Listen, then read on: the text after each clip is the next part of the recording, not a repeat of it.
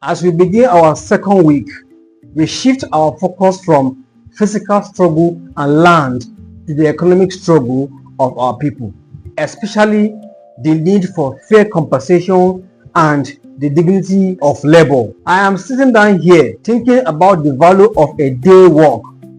We are on the day 8 of our journey, how Facebook and YouTube empower indigenous voices. And today, we are tackling a subject that is often whispered about but rarely debated openly: fair pay. Fair pay.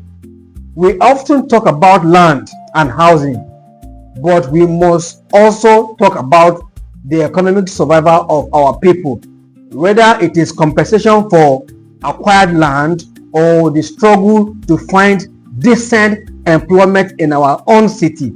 The question is always the same: are we being treated fairly? Today we explore why fair pay is not a question, it is a fundamental right. Let me break this down. In a city like Abuja, the cost of living rises every year.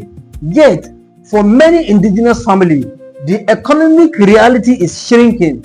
When our land is acquired, the compensation offered often doesn't reflect the true market value or the loss of our livelihoods. And when we talk about employment within the city, we often see our youth passed over for opportunities that should be accessible to them. Fair pay means two things. First, that when the government or corporations take our land, they pay a price that allows us to strive, not just survive. Second, it means that our people should be the first in line for job and contract that help build the city.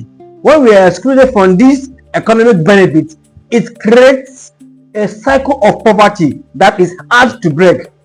Justice isn't just about not being displaced, it is about being able to provide for our families with dignity. So the human story of this is that I want you to imagine a young man who was promised a job when his family's farmland was taken for a project. He waited for years. When the job finally comes, they went to people from outside the community who had connections while he remained unemployed. Imagine the frustration of watching your own ancestral land being used to build wealth for someone else. When you are left struggling to put food on the table, this is not just an economic statistic. It is a story of broken trust and lost potentials. When we don't get fair pay or fair opportunities, we lose the chance to build a legacy. Our people have the skills, the passion, and the drive, but we are being held back by a system that doesn't prioritize our economic inclusion.